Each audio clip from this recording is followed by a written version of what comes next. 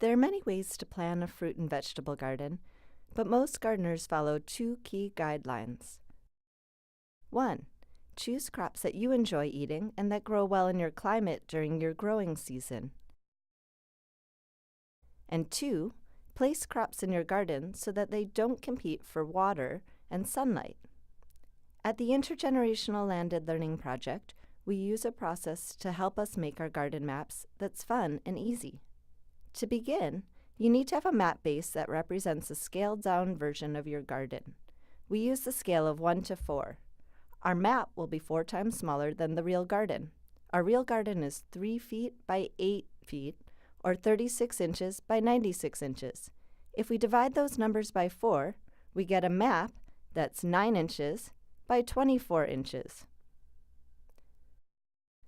To start making your map, you should already know what crops you enjoy eating and what will grow well in your climate. We use the West Coast Seed Catalog to figure out what will grow well in our climate and create a list of about 20 crop varieties that we want to grow. We leave out really big crops like corn, which needs more space to grow, heat-loving crops like peppers and tomatoes that grow better under cover, and perennial crops. These can each be put in their own garden.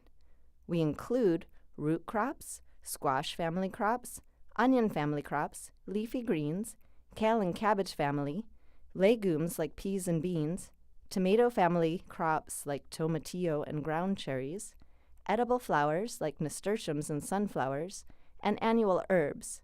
Each one of these crop types will have a special color on our map. Once you have your final list, tally up how many pieces of each color and shape of paper you'll need and get that paper. Now, write down the specific plant name on each piece of construction paper.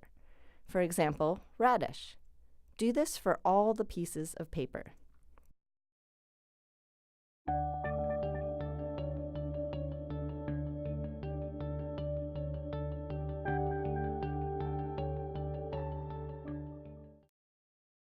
Follow the steps on Steps for Designing Your Garden Map to organize the construction paper pieces on your map. Mark north with an arrow on your map in the direction north and indicate where your 4 sprayer heads are. They should be approximately 1/4 of the way down from the map's edge. 2. Place any crops that are already planted and will grow through the spring, like radish or arugula, where they are currently planted. 3. Place tall plants on the north side of your bed so that they do not block out the sun. Your tallest plants are giant sunflowers. Peas and pole beans are also considered tall because they grow up a trellis. 4. Identify the plants that will not be ready to harvest until late summer or autumn, such as squash, cucumbers, ground cherries, and brassicas. Place these plants on the outer edges of the beds. 5. Plant trailing plants like nasturtiums or squash on the edge of your beds so they can grow into the aisles. It's okay if they hang off the edge of the map. 6. If you've studied companion planting, try to place companion plants near each other.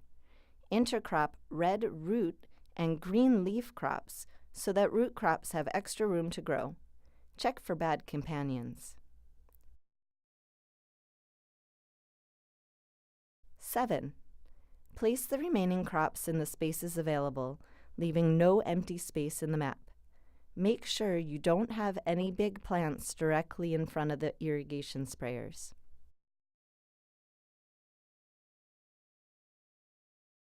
Avoid mixing pea varieties too close to each other.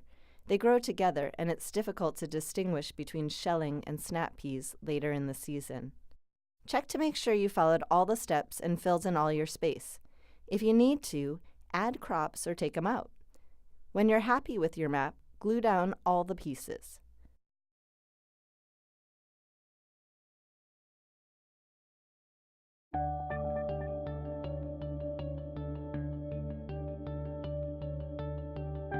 Hooray, you're done! Take a moment to celebrate your hard work and envision the garden becoming real. Now you can begin the work needed to help you put your garden map into action. Start by transferring your garden map into your journal. You can use the garden map grid. In this grid, each square represents a 4-inch by 4-inch square of the real garden, or 1 inch by 1 inch on your map. Look at each piece of colored paper on your map to see if it's 1, 2, 3, or 4 inches wide. This will help you figure out if you should mark off 1, 2, 3, or 4 squares on the grid paper. For example, this sunflower is represented by a 3-inch by 3-inch block of paper, so I'm going to mark off 3 blocks by 3 blocks. It's easiest to start on one side and work your way across. Work in pencil first so you can make corrections if you make a mistake.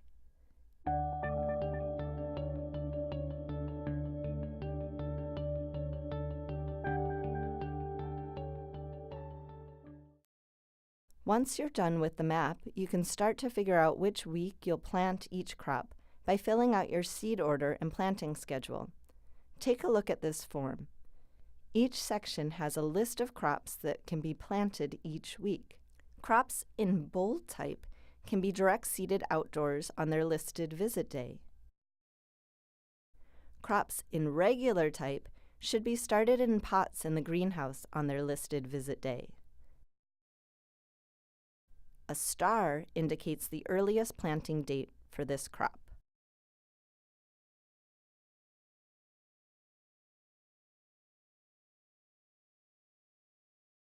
Start by checking your job schedule and writing chefs or reporters on the seed order and planting schedule next to the visit in which your group will be chefs or reporters. Avoid planting a lot on these days. Now, working with a pencil, check off each crop from your map on the seed order as soon as you see it. You can work with a partner, so one person reads off the crop name from the map, sunflower, and checks it off on the map, and the other person finds it on the schedule and checks it off there in pencil.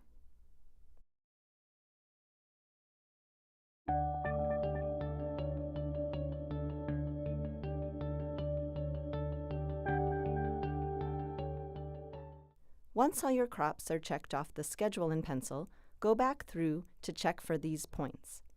1. Look at your busy days, like when you'll be chefs or reporters. Make sure you don't have a lot to plant on these days. Aim to plant indoor or outdoor crops, but not both. You may need to erase and move some of your crops to different days.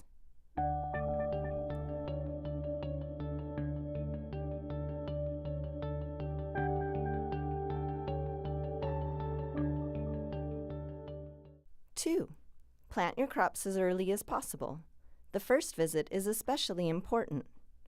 If you plant cool-loving crops like spinach and radishes on this day, you'll be able to harvest them in June.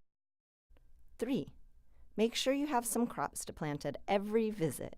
You may need to erase and move some around if some days are too busy.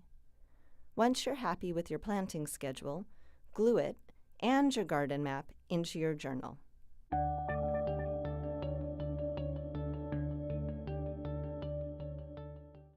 For the final step, return to your final seed list and write down the characteristics that you've chosen for each crop on your seed order.